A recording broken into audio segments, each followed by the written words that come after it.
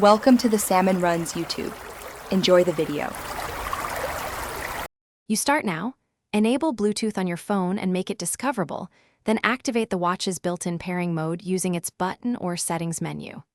Keep both devices close, about 1 to 2 meters, and ensure battery levels exceed 20% so connections don't drop.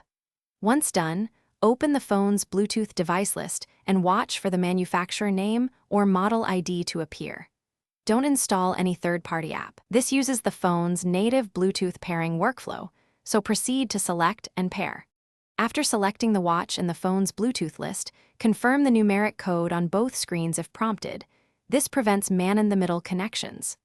Once paired at the OS level, grant the minimal permissions the system asks for. Notification access, contacts, or call control as needed for features you want.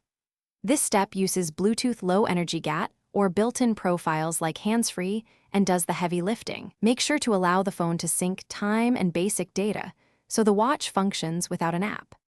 Finish by checking the watch for a connected icon and confirming synced time or incoming notifications. That proves the link works.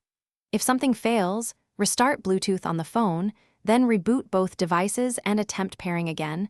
This clears transient radio issues. If problems persist, remove the device from the phone's Bluetooth list, reset the watch's network or pairing settings, and retry. One key troubleshooting tip: always verify the pairing code matches on both devices before accepting it. Thanks for watching. Consider subscribing if we helped you.